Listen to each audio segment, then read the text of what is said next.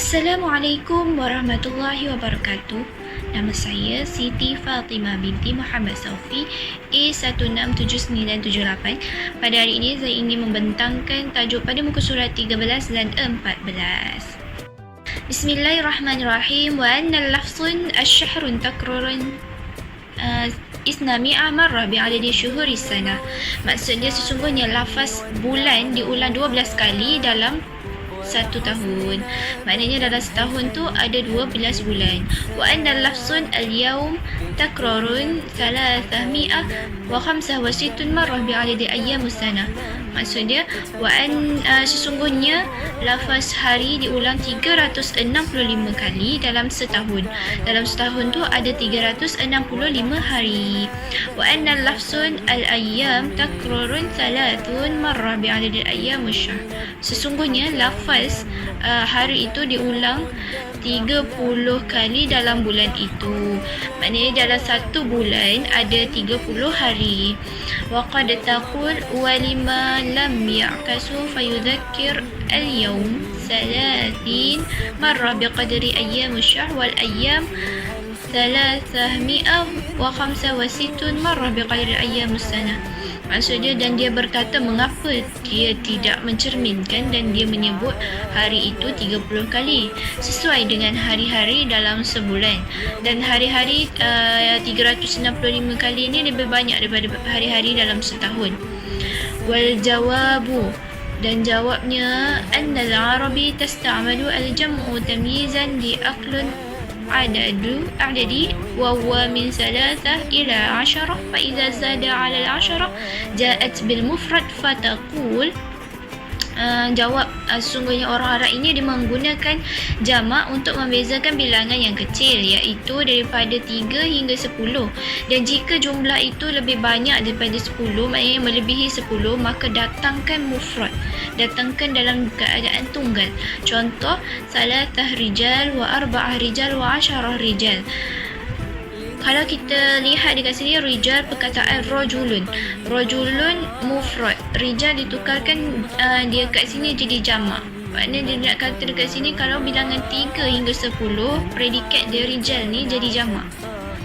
Fa inna zada 'ala al-'ashara wa sara kathra ja'at bil mufrad fataqul, dan sesungguhnya sekiranya bilangan dia lebih daripada 10 ni, maka datang keadaan yang banyak, dan datangkan dia nak menunjukkan banyak jumlah tu, tapi dalam keadaan mufrad, predikat dia mufrad. 20 rajulan, 100 rajulan wa 1000 rajulun. Perkataan rajulan, 20 rajulan mansub bil fathah.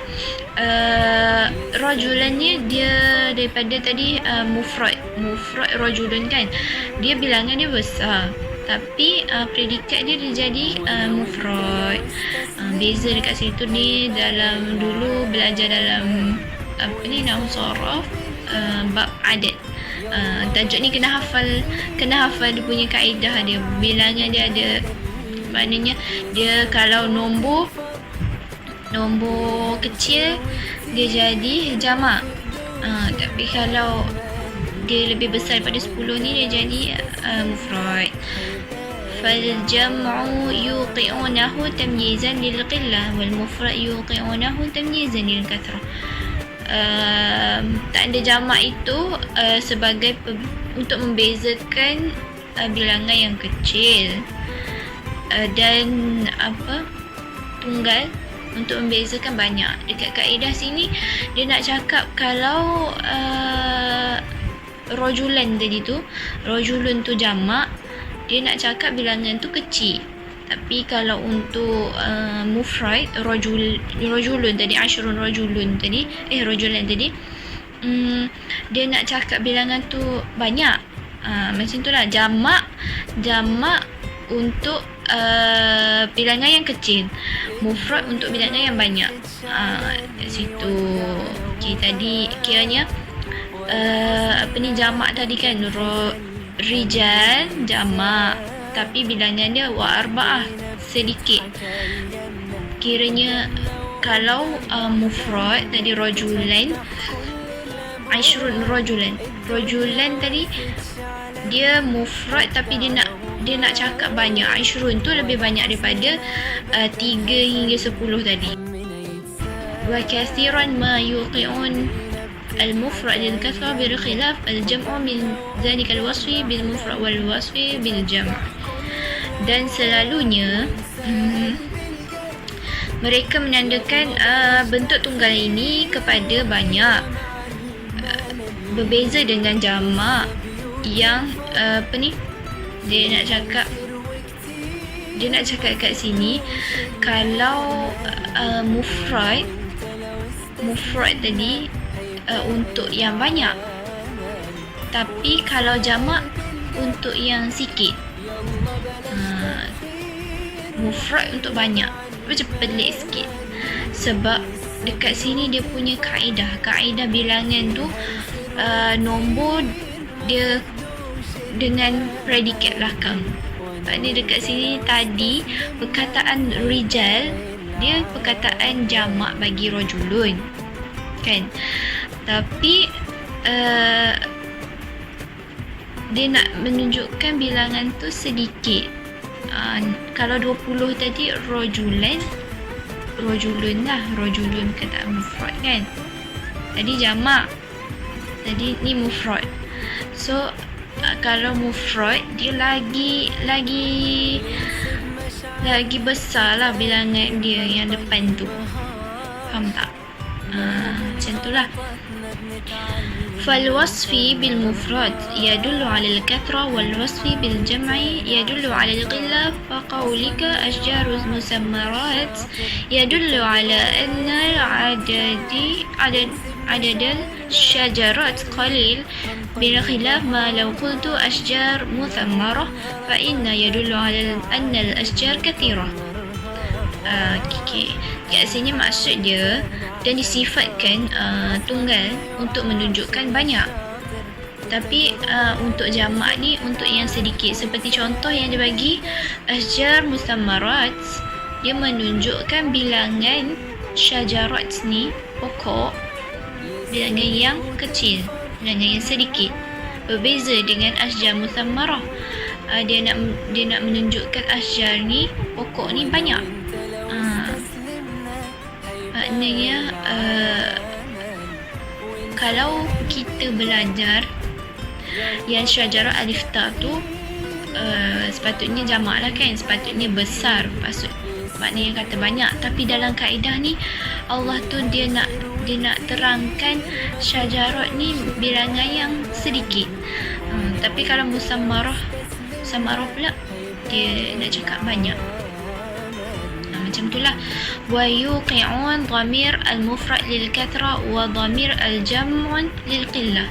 ألا ترى أن قولك الرماة تكسرنا يعني أن الرماة قليلة، وذلك لمجيء للنسوة، بخلاف قولك الرماة تكسرت فإنها تعني أن الرماة كثيرة، والنون في الأصل للجمع والتاء للمفرد. Kat sini dia cakap dan mereka meletakkan kata ganti nama tunggal tu untuk yang banyak, tapi untuk jamak tu untuk yang sedikit. Dan tidakkah anda melihat rumah, contoh yang dibagi rumah takasarna, yakni rumah tu tombak atau lembing, bilangan yang kecil yang didatangkan duniswah, berbeza dengan rumah takasarat. Dia nak menunjukkan tombak ni bilangan yang banyak. Nun pada asalnya untuk jamak, tapi tak dan tak ni untuk mufrad. Tapi dekat sini dia berbeza. Dia nak cakap dekat sini pada asalnya nun niswah takasarna tadi tu, nun niswah tu dia untuk jamak kan, tapi dalam kaedah ni dia nak apa orang kata, dia nak cakap benda tu qalil, sedikit. Dia tak cakap takasarna nun niswah tu kiranya bilangan yang kathirah, dia cakap bilangan yang kecil. Tapi kat takasarat ni ta pula, ta tu pada hakikatnya sebenarnya mufrad, tapi dekat kaedah sini dia nak cakap rumah tu banyak. Dia terbalik. Okey. Yang tu kaedah Al-Quran, ayat Al-Quran kita, ayat-ayat balaghah orang-orang Arab dulu dia dah tentukan macam tu. So kita tak boleh nak kata apa, nak ubah. Contoh ayat Al-Quran dekat sini, ala tara fi qawluhu ta'ala innal 'iddata syuhuri 'inda Allahi 12 syahran fil kitabillah yawma khalaqas samawati wal ard minha arba'atun hurum dzalika ad-dinul qayyim fala tazlimu fihinna anfusakum. Maksud ayat dia, sesungguhnya jumlah bulan menurut Allah ialah 12 bulan sebagaimana yang ditetapkan oleh Allah, dan pada waktu dia menciptakan langit dan bumi di antaranya ada 4 bulan yang haram. Itulah ketetapan agama yang lurus, maka janganlah kamu menzalimi diri kamu dalam bulan yang 4 itu, iaitu bulan yang 4 haram tu bulan Zulqa'dah, Zulhijjah, Muharram dan Rajab. Dia diharamkan untuk melakukan sebarang pembunuhan. Okey, seterusnya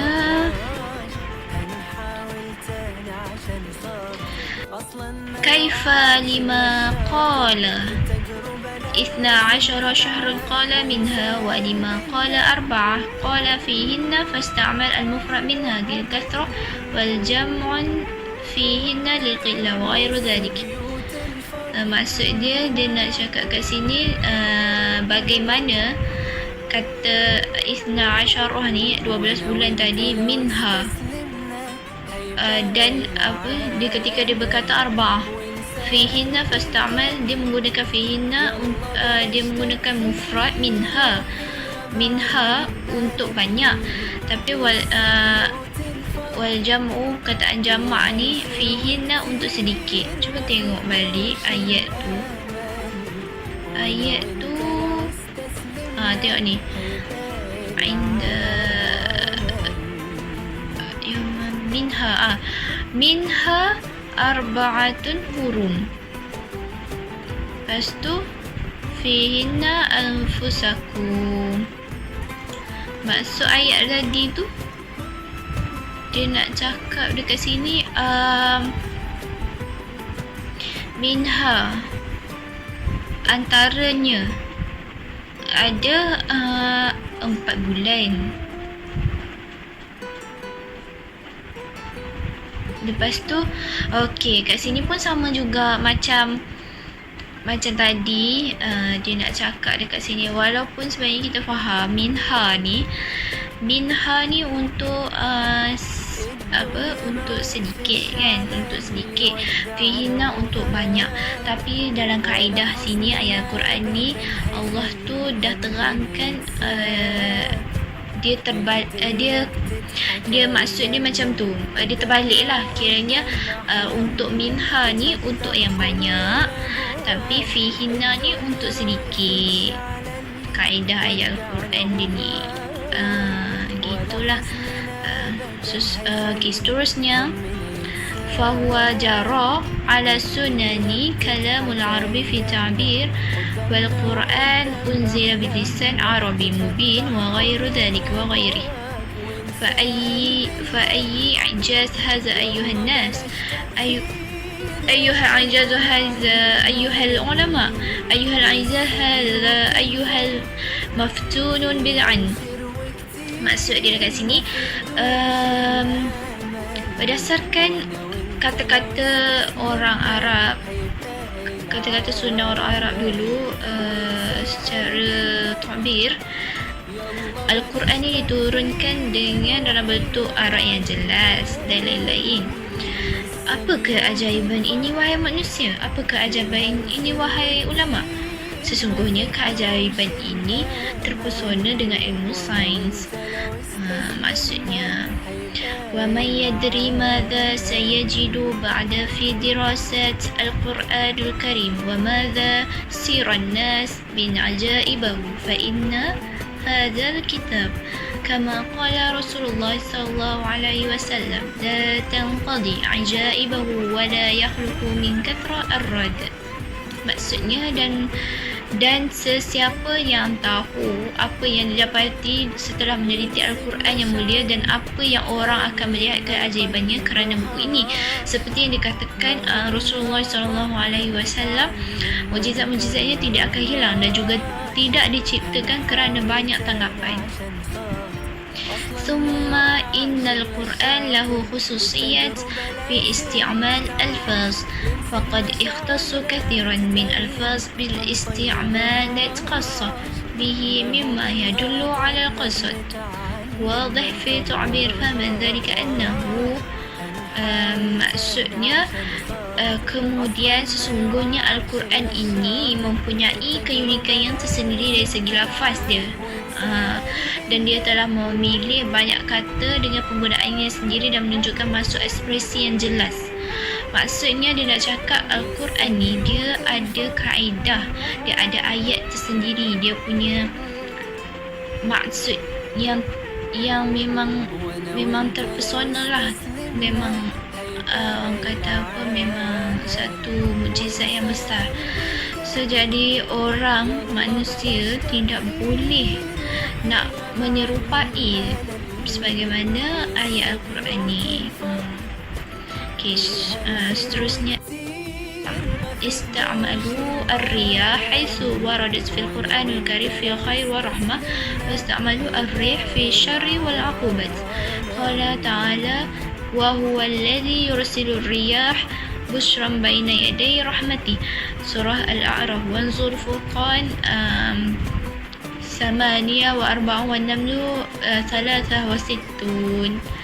Dia nak cakap kat sini, maksudnya penggunaan ar-riyah haisu ketika di dalam Al-Quran, yang terdapat dalam Al-Quran ni hanya untuk perkara yang baik dan membawa rahmat, dan penggunaan ar-rih pula untuk perkara yang buruk dan mendatangkan pembalasan. Sungguh macam ayat Al-Quran dia bagi dekat sini,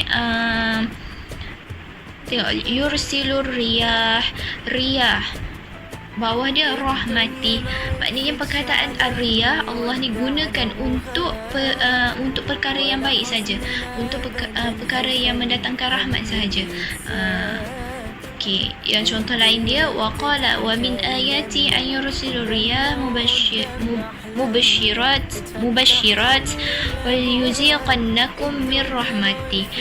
Dekat sini pun sama, ar-riyah tadi mubashirat min rahmati.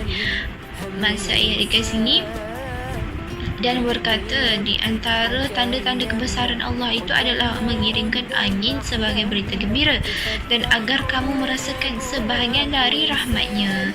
Allah ni dia menggunakan perkataan ar-riyah ni hanya untuk perkara yang baik dan mendatangkan rahmat.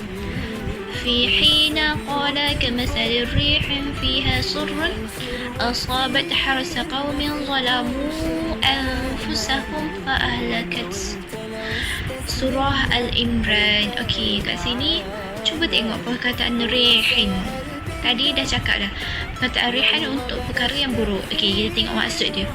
Dan berkata angin, apa ni, ibarat tadi surah Al-Imran, semasa dikatakan ibarat angin ni dia yang mengandung hawa-hawa yang sangat dingin dan menimpa tanaman milik sesuatu kaum yang menzalimi dirinya dan lalu ia merosakkannya. Dia nak bagi tahu dekat sini Allah, maksudnya Allah ni dia menggunakan perkataan rihin untuk perkara yang buruk. Sebab tengok ayat dekat situ dia kata datang angin yang macam angin tu tak elok lah kan, yang boleh menyebabkan tanaman mereka mati. Lepas tu kiranya angin tu menyebabkan segalanya rosak, macam tu lah. Waqala rihum fiha azabun alim. Surah Al-Ahqaf. Dan ayat lain pula waqala fa uhliku bi rihin sarsarin atiyah. Surah Al-Haqq haqqah wa ghairu dhalik wa ghairi. Maksud dekat sini angin tu dia mengandung azab yang sangat pedih. Dia guna perkataan rihun. Rihun ni untuk perkara yang buruk, untuk yang satu orang kata perkara salbi. Macam tu lah. Lepas tu masuk yang ayat seterusnya tu, yang haqqah tu maksud dia mereka telah dibinasakan dengan angin taufan yang sangat dingin. Pun sama ayat Al-Quran tu perkara yang tidak baik yang melanda. Tu Allah dia menggunakan, dia nak membezakan ayat Al-Quran tu dengan perkataan rihin ni. Rihin ni dengan riyah. Okay, walam yasta'mal الرياح في خير إلا في موطن واحد أعقبها بالشر وهو قوله تعالى إذا كنتم في الفلك وجرينا بهم بريح طيبة وفرحوا بها جاءتها ريح عاصف وجاءهم موج من كل مكان. Surah Yunus. Dekat sini ayat Al-Quran ni dia nak cakap dia tidak akan menggunakan ar-rih ni pada kebaikan kecuali satu tempat ni yang diikuti dengan perkara yang buruk. Sebab tengok masa ayat ni, dia nak cakap ketika kamu berada di dalam kapal dan meluncurlah kapal itu, maka mereka orang-orang yang di dalamnya dengan tiupan angin yang baik.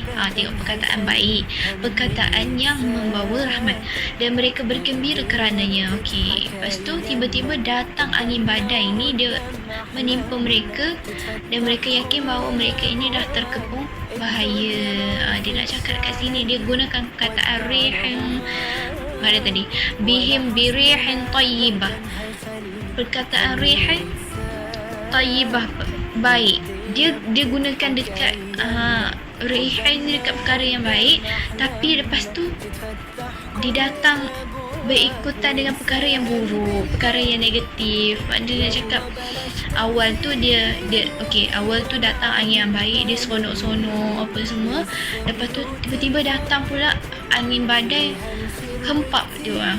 Macam tu, kira habislah dia orang tu diterima satu keburukan.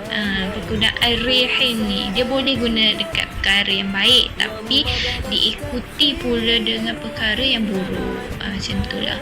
Tapi hakikatnya dekat sini ayat Al-Quran ni dia nak cakap dia guna perkataan riyah ni untuk perkara yang baik saja. Riyah ni untuk perkara yang buruk. Tapi arih juga boleh digunakan tempat yang baik, tapi kalau diikuti dengan perkara yang buruk.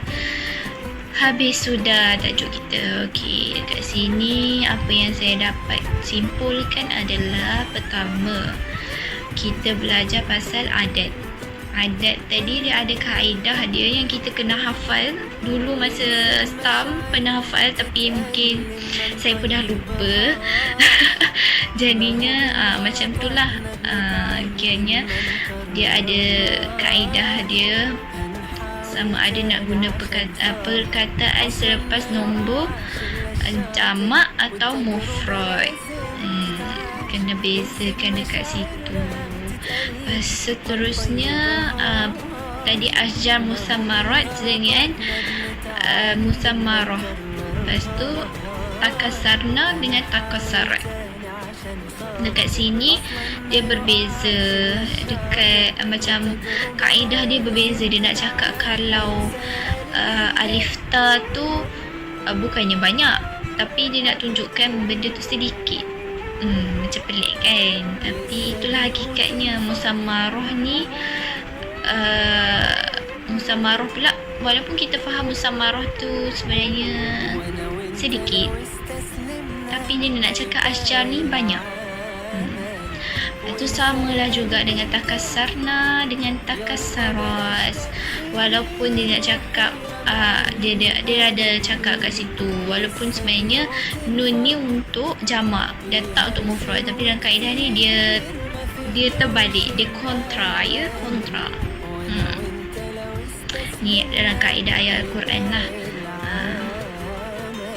Allah tu dia nak membezakan kaedah-kaedah untuk kita sampai maksudnya. Sama juga dengan minha ngafihinna, sama macam yang tadi kata kasarna dengan takasarat.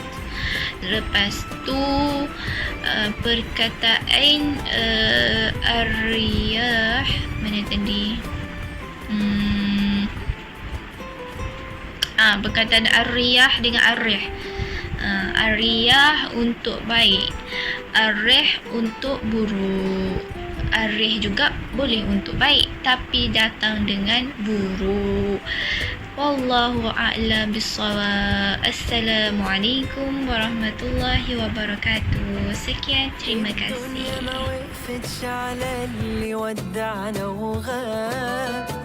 ولا حزننا أبدا هيخلي هم